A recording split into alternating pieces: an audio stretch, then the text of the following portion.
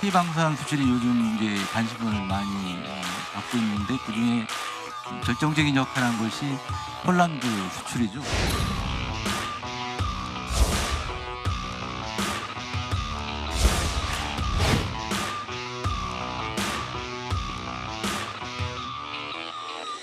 올 수출 목표가 200억 불인데 정말 최선을 다해서 이 목표를 달성하려고 노력을 하고 있고요.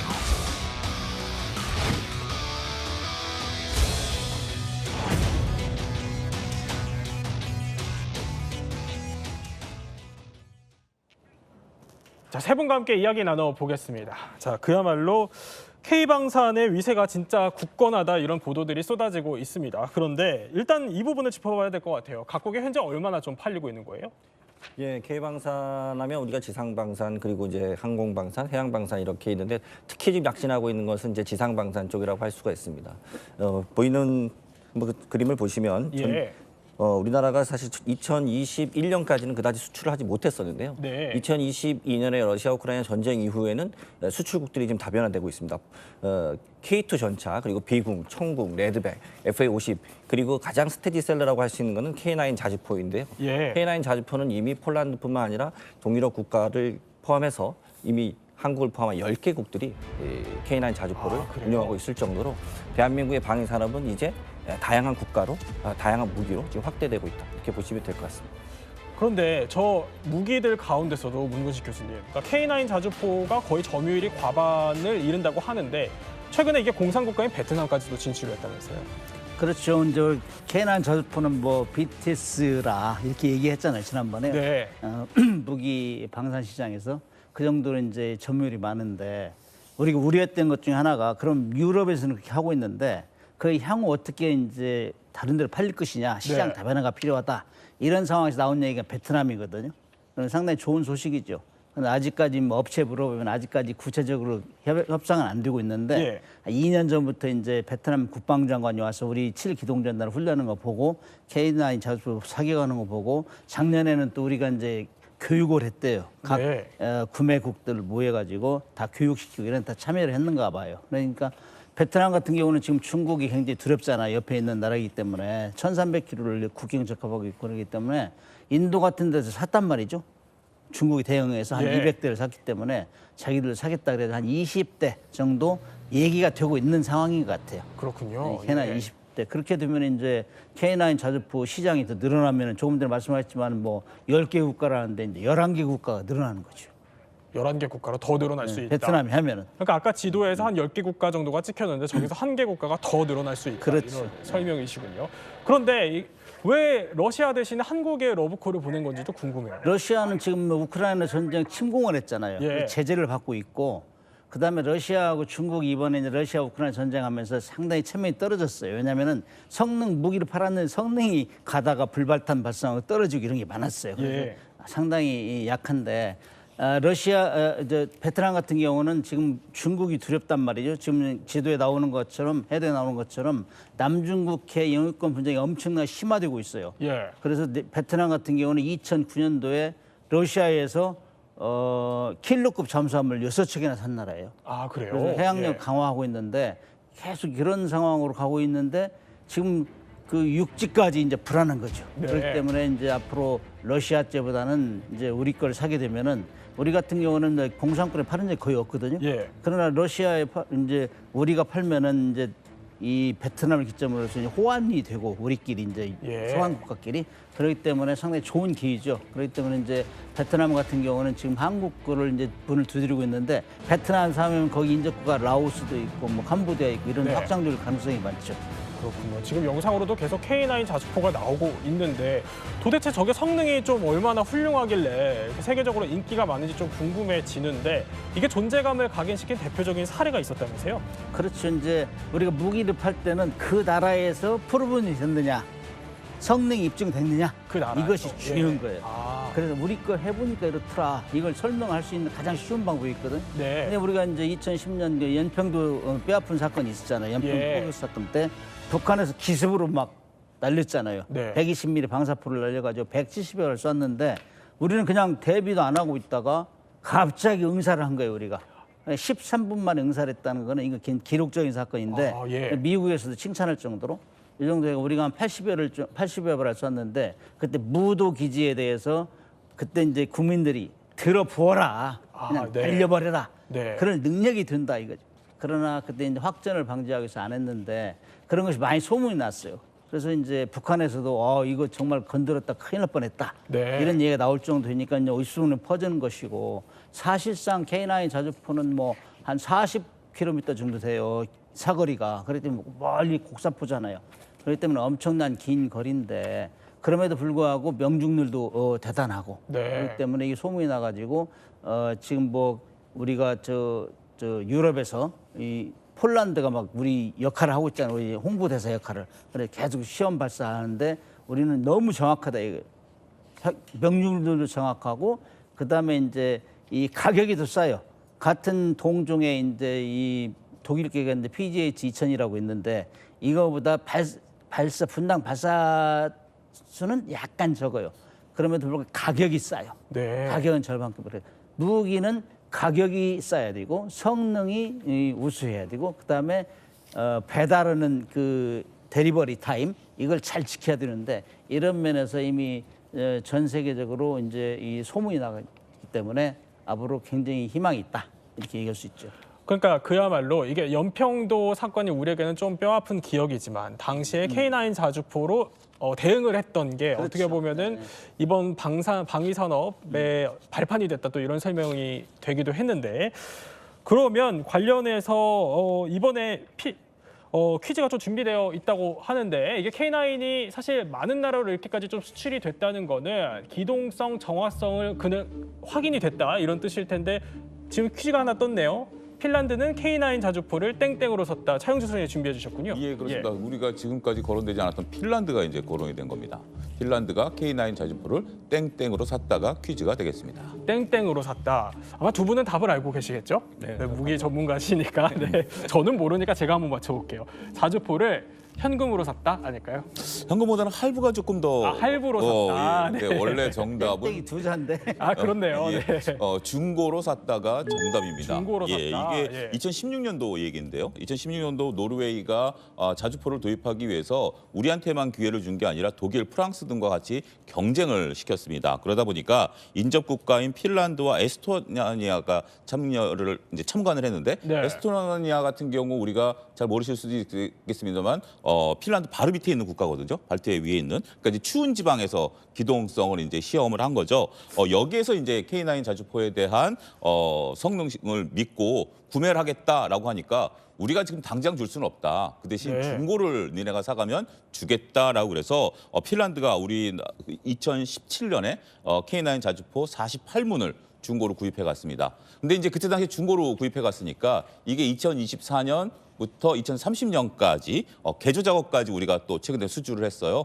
그렇기 때문에 중고로도 수출하고 이후에 개조 작업까지 참여하는 쾌거를 우리가 보이고 있다. 이렇게 설명을 드릴 수가 있겠습니다. 그야말로 그만큼 성능에 놀랐다는 건데 지금 영상으로만 봐도 눈발에서 기동을 그야말로 자유자재로 하는 모습이 저게 보여요. 굉장히 그때 당시에 저도 굉장히 화제로 봤었던 건데 독일 전차하고 프랑스 특히 이제 독일 전차하면 엄청나게 우리가 물론 가격도 굉장히 비싸긴 합니다만 근데 안타깝게도 핀란드가 요구하는 성능에 못 미쳤어요.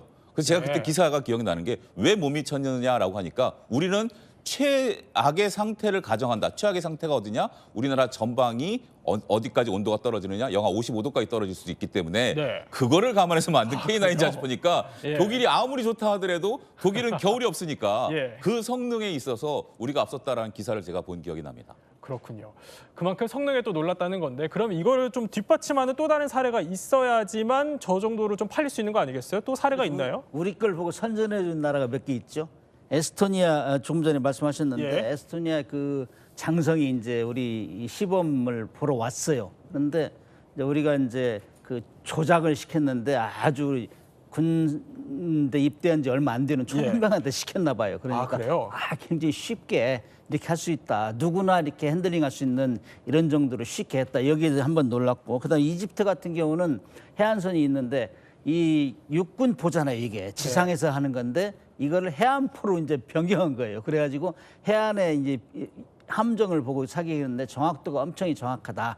그래 이집트에서 살려고 하고 있고, 예. 그다음 미국 같은 경우도 이제 인도 같은 경우는 좀 까다로워요. 사실 인도가. 그래요? 예. 러시아하고 무기 경쟁을 시키면서 엄청나게 주문이 많은데. 저게 인도 영상이라고 하네요. 네, 인도는 모래 언덕 테스트를 했다고 그래요. 그래가지고 네. 러시아하고 시합을 시켰는데 예. 러시아는 중간에 포기했고 우리는 사실 저게 포신이 8m면 엄청 긴 거거든. 아, 그래요? 예. 근데 이걸 가지고 67km 이상 다녀야 되니까 엄청나게 균형 감각이 있고 그래야 되는데 모래 언덕 같은 데 경사지면 못 올라간단 말이죠. 네. 근데 우리가 그거 이겼고, 그다음 미국 같은 경우도 최근에 이제 우리가 미국 시장을 녹화하고 있어요.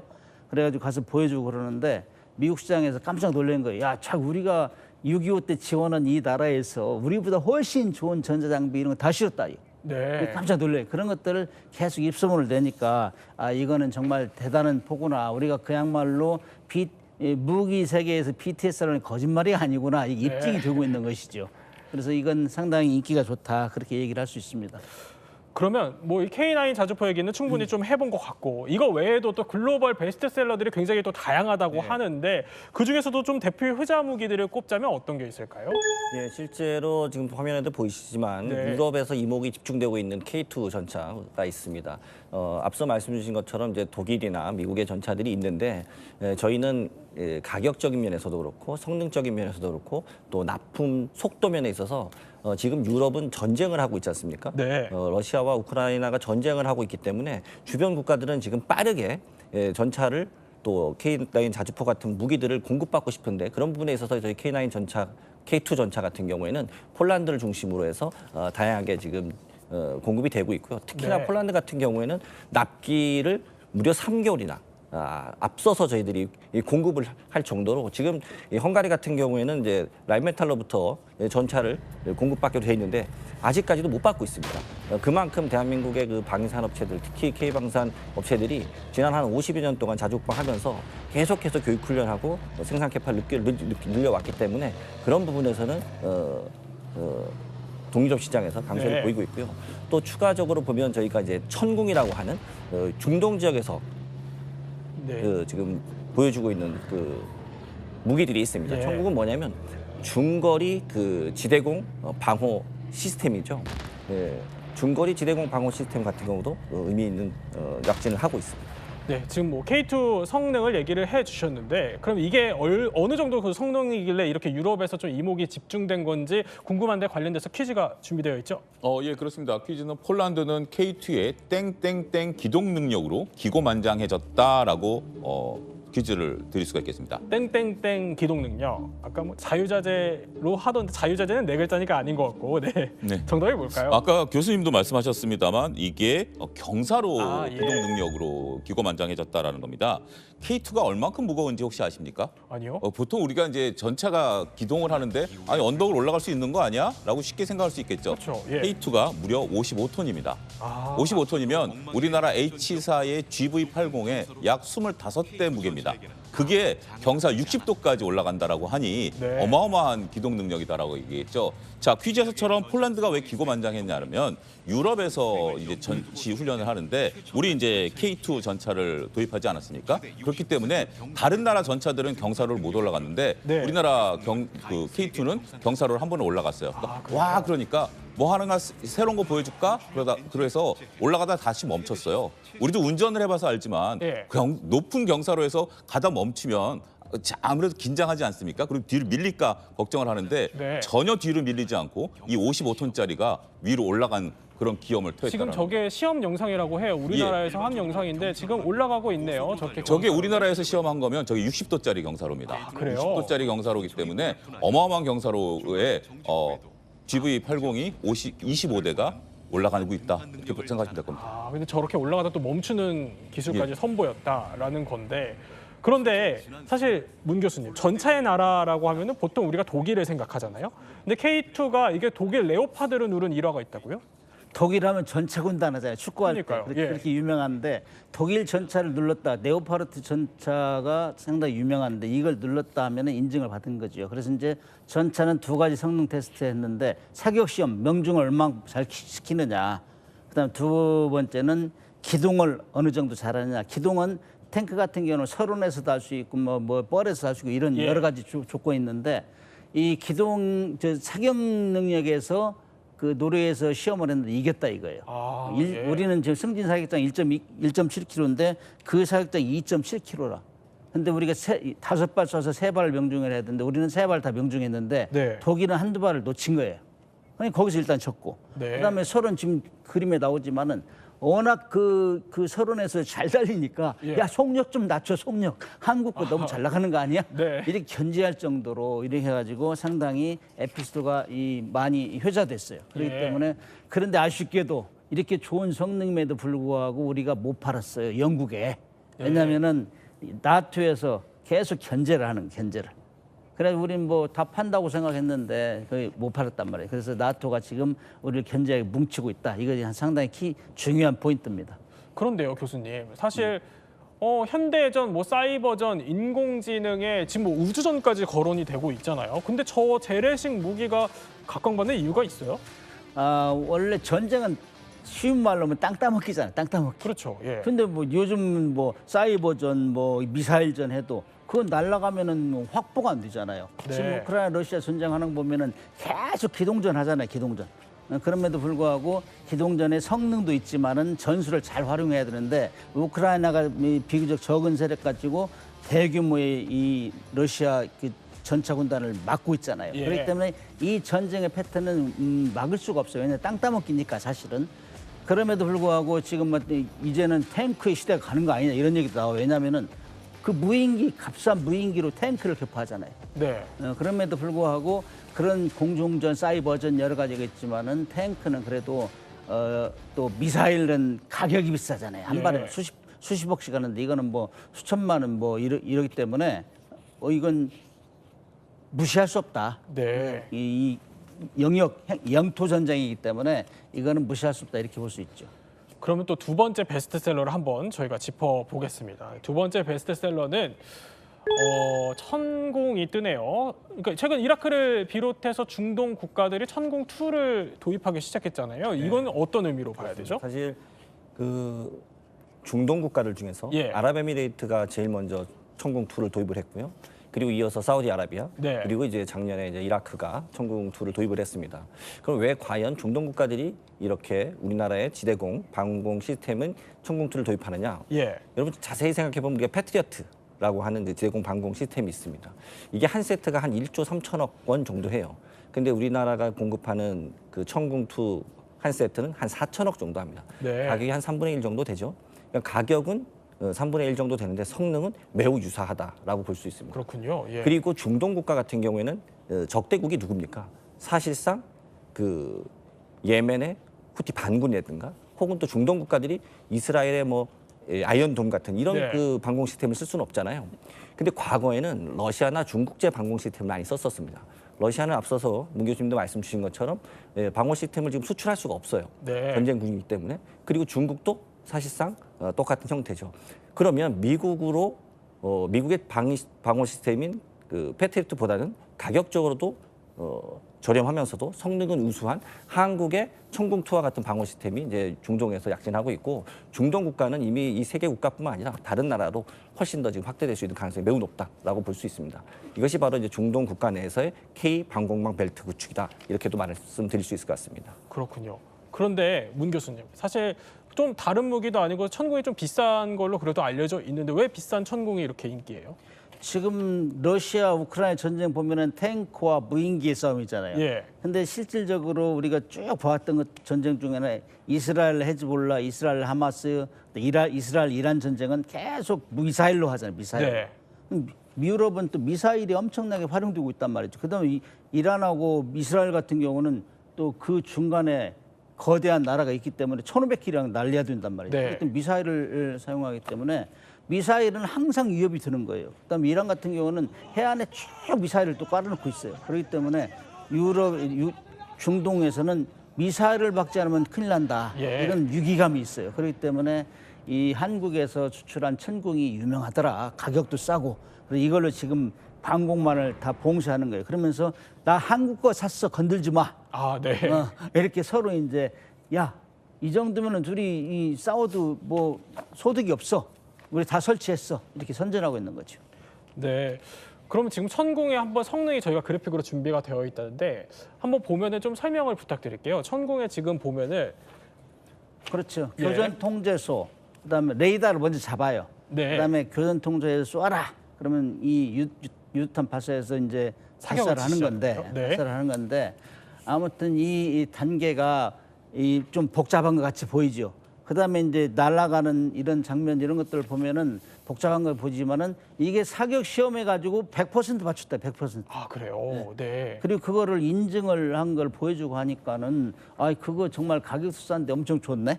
이 소문이 난 거예요. 아, 그런데 이거 천공을 수출할 때 보니까 기술을 이전해주는 조건이 포함이 되어 있다고 하더라고요. 그럼 힘들게 우리가 좀 개발한 기술을 왜 줘야 하냐? 그럴 만한 이점이 있는 거예요? 사실 뭐 천궁뿐만 아니라 우리가 예. 폴란드의 K9 자주포라든가 K2 전차 그리고 또 호주의 레드벨 이런 무기들을 수출할 때 그 해당 국가들은 사실 기술 이전 같은 거나 현지 생산 같은 것들을 요구를 합니다. 네. 근데 이것을 사실 부정적으로만 볼 필요는 없을 것 같아요. 사실 유사시에 전쟁이 났다고 생각해 보십시오. 예. 대한민국의 그 주요 우리 방위 산업체들이 있는 곳으로 가장 먼저 타격점이 돼서 공격을 당할 거 아니겠습니까? 그러면 우리가 전 세계 다양한 국가로 이런 생산 기지를 다원화시켜 놓는다는 것은 유사시에 우리가 더 빠르게 네. 우리의 무기들을 다양한 공간으로부터 공급받을 수 있다는 측면에서 또 다른 전략적인 의미가 있다라고 보시는 게 좋을 것 같습니다. 이거 말고도 K방산으로 또 얻을 수 있는 게 있어요? 한국에 있으면 MR로라는 단어를 모르면 촌놈이라고 해요. 방위산업에서 MR로. 그게 뭐예요? 정비 유지. 아, 네, 예. 그래서 이 무기를 팔면은 가서 정비도 해줘야 되고 부수품도 공급해주고 그랬댔잖아요. 네. 그다음에 정기 수리를 해줘야 되고 그래서 우리가 이제 무기를 팔면은 야 무기 파는데 왜 돈 빌려줘 그러잖아요 우리가. 예. 돈 빌려주면서 파는 이유가 그걸 하나 팔으면은 탱크를 하나 팔으면 이게 이제 3 정도 돼 3. 근데 계속 한 2, 30년에 거쳐서 가서 공급해주고 부품 공급해주고 수리해주고 이게 한 7이 드는 거예요. 네. 4나 6이나 이 정도 되기 때문에 이거는 하나 파는 것이 중요하다 일단. 그래서 거점 확보하고 파는 것이 중요하기 때문에 그래서 무기를 많이 팔고 있습니다. 그렇군요. 그러면 또 세 번째 스테디셀러, 베스트셀러 한번 보겠습니다. 세 번째는 자 비공이 뜨네요. 미국 수출의 유망주라고 하는데 이게 무슨 뜻인가요? 사실 미국은 그 FCT 훈련에서 예. 이미 6발을 사서 6발이 명중이 됐습니다. 아, 예. 사실 우리가 이제 그 북한의 공중 보양성을 제어하기 위해서 만든 무기인데 사실 가격도 저렴하고 그 미국의 해군 해병대에서는 지금 중국이나 러시아 이 해군들의 기동선들을 타격하기 위해서 비공이라는 무기를 관심을 갖고 있죠. 근데 비공은 이 외에도 다양한 무기, 헬기에도 장착이 가능하고 또 전투기에도 장착이 가능하고 그러니까 육상 그리고 해상에서도 모두 사용 가능하고 또 심지어 드론을 또 격추할 수도 있기 때문에 예. 다양한 호환성을 가지고 있다는 강점을 갖고 있어서 앞으로도 매우 유망한 우리나라의 전투 장비가 아닌가 싶습니다. 지금 자막을 보니까 뭐 굿, 오케이, 미 평가서 박수 터진 비공 그러면서 지금 영상이 그렇습니다. 뜨는데 이거 보면 예. 이 배군 같은 경우에는 레이더 기술뿐만 아니라 적외선 감지까지 하기 때문에 예. 그 무엇보다도 명확하게 표적을 적중한다는 측면에서 이번에 6발을 사서 6발을 다 맞추다 보니까 네. 바로 굿, 오케이 이런 단어가 나올 정도로 앞으로 미국 시장을 뚫을 수 있는 전략적인 무기 중에 하나라고 볼 수 있을 것 같습니다. 그 미국 시장을 뚫었다는 전략적인 무기 이게 그러니까 미국 시장에서 어떤 점이 가장 반응을 해서 그런 거예요? 아직 뚫지는 못했어요. 않았고. 뚫지는 아직 뚫지 못했는데 못했고, 네. 비공이 뚫을 것이다. 우리 희망을 하는 거죠. 수출이 열릴 것이다. 네. 그래서 미국 시장은 천조 시장이라고 하잖아요. 근데 해외 사오는 게 한 연간 500조 정도 되는데 그걸 뚫고 들이기가 엄청 어려워요. 바이 아메리칸 액트 뭐 자기 네. 법을 만들어 놔 가지고 자기들끼리 하는 게 많아요. 미국은. 워낙 시장이 크니까. 네. 그런데 이제 이 비공이라는 무기는 원래 이제 2000년도에 미국의 그 구축함이 예멘에서 정박에 있다가 소형 보트가 이제 폭탄 싣고 그 공격을 했어요. 그래가지고 아이 큰일 났다. 이 공격을 테러를 많이 당하는데 그래서 그런데 이제 그런 소형 보트를 공격하려면 무엇이 필요할까? 네. 이렇게 했는데 그거를 막 10억씩 되는 일이 미사일을 쏠 수는 없잖아요. 소 잡는데 닭 잡는 칼을 쓸 수는 없잖아요. 예. 그때 미국하고 우리가 고민한 끝에 야 조그마한 미사일을 만들자. 그래야 한 7cm밖에 안 돼요. 이 직경이. 그거를 이제 미국하고 둘이 우리하고 공동 개발을 하기로 했는데 네. 미국에서 다른 사업 때문에 우선순위가 밀린 거예요. 예. 우리가 이제 그걸 계속 지속적으로 개발했는데 우리는 뭐 전 NLL 근해에서 이제 공기 부양정이 막 내려오잖아요. 북한 개전 초에 네. 그걸 공격하고 고민 많이 하고 있었어요. 근데 그걸 우리도 공격하자 해가지고 만들어가지고 우리 해병대 이 차량에 실어가지고 공격하고 있고 조금 전에 말씀하신 대로 이거는 항공기 헬파이어 미사일 비슷한 건데 요거는 이제 그 우리 코브라 헬기나 뭐 K1A나 이런 데 실어가지고 공격하자. 이래가지고 우리는 지속적으로 개발했어요. 그래가지고 2016년부터 양산했는데 이걸 미국에서 이제 쭉 돌아다니다 보니까 한국이 개발했네? 이거 우리 한번 테스트 한번 해봐. 네. FCT, Foreign Comparative Testing이나 자기들 미국 애들은 자기들 쓸만한 거 있으면 돌아다니면서 와 한번 테스트 해봐 그래. 테스트 학교 가면은 사준다 이거죠. 그런 상태로 해가지고 아무튼 2차 시험까지 다 끝나 6발 쐈는데 6발이 명중했기 때문에 미국에서 듣자 하니 이미 예산도 편성했다 하는 얘기가 들려요. 그렇기 때문에 이것만 따지면은 미국 시장을 뚫는 일부가 되는 거죠. 그동안은 그동안은 우리가 비행기 사면서 미국에 사면서 그 비행기 샀으니까 우리 부품 좀 공급해 해가 그 정도 부품은 팔았는데 이 완성품은 팔은 적이 없어요. 아, 그래요? 그렇기 때문에 이게 이제 완성품으로 가는 1호가 된다. 그렇기 때문에 상당히 상징적이고 미국 시장을 뚫었다는 데서 또 다른 나라에서 살려고 하죠. 이제 이게 되면 아시아 중동 쪽에서도 뭐 살려고 많이 노력을 하겠죠. 그러니까 그동안은 아주 일부, 그러니까 보면은 부품 정도만 수출을 했었는데 그렇죠. 미국을 상대로 완제품을 처음 1호로 수출을 그렇습니다. 하는 기록적인 성과를 좀 쓰게 되는 거군요. 그럼 지금까지 이렇게 유럽, 또 중동, 심지어 미국까지 수출 가능성을 좀 저희가 따져봤는데 그럼 이렇게 성능이 좀 훌륭한 건 알겠습니다. 근데 성능 말고 또 비결이 있을까요? 저희가 앞서 말씀드린 것처럼 대한민국은 유일한 분단 국가고 1970년부터 계속해서 그 자주국방 하면서 국산화를 해왔지 않습니까? 유럽이 결국은 80년대 후반 그리고 90년대 초반에 동서독 통일되고 소련 붕괴되면서 미국과 유럽 양쪽 다 사실 재래식 무기에 대한 생산 설비를 축소했습니다. 구조조정을 했죠. 우리는 그동안 계속해서 생산력을 증대시키고 사실 무기 성능 개선하고 그리고 그러다 보니까 생산력이 커졌다는 것은 규모의 경제가 됐다는 것이고 그리고 부품이나 이런 것들이 조달이 훨씬 더 원활했겠죠. 그리고 계속해서 전투훈련을 했으니까요. 이것이 결국은 생산력과 그리고 가격 경쟁력이라는 것을 만들어낸 겁니다. 그렇기 때문에 지금 전쟁을 하고 있는 국가, 전쟁을 대비하고 있는 국가 입장에서는 성능과 가격과 빠른 납품기기 이 세 가지의 강점 때문에 한국의 K방산이 약진하고 있다. 이렇게 종합할 수 있을 것 같습니다. 문 교수님께 짧게 추가로 여쭤보면은 그러면은 자, K방산 앞으로 중요한 건 트럼프 2기 아니겠습니까? 트럼프 2기에서 더 잘 나갈까요? 1기 때 압박을 했잖아요. 2기는 1기의 카피 플러스 알파란 말이죠. 그렇기 때문에 유럽 나토 국가에도 2% 올려라, GDP 2% 올려라 했는데 지금은 뭐 당선되고 나서 2기 때는 5% 이상 올려라 이렇게 되기 때문에 이 압박은 지속될 거예요. 그렇기 때문에 유럽의 시장도 좀 지속적으로 성장할 것이고 거기에 대비해서 또 뭐 아시아 중동 쪽에서도 준비할 것이고 그렇기 때문에 이 트럼프가 돼도 이 분야는 지속 발전될 것이다. 저는 그렇게 생각을 합니다. 네, 오늘 이렇게 또 세계로 뻗어나가는 K방산 한번 저희가 짚어봤습니다. 또 코너를 마무리하기 전에 퀴즈 점검해봐야겠죠? 퀴즈 띄워주시죠. 핀란드는 K9 자주포를 땡땡로 샀다. 네, 평론가님을 제외한 나머지 두 분이 맞춰주시면 됩니다. 워낙 전문가들이셔서 좀 민망하긴 하지만 그래도 맞춰주시면 되겠습니다. 하나, 둘, 셋. 중고로 샀다. 못 맞히시는 줄 알았어요. 중고로 샀다 답을 맞춰주셔서 지식 배터리 80에서 100%로 충전됐습니다. 지금까지 이야기 마스터 세 분과 함께 K방산 몰랐던 이야기 살펴봤습니다.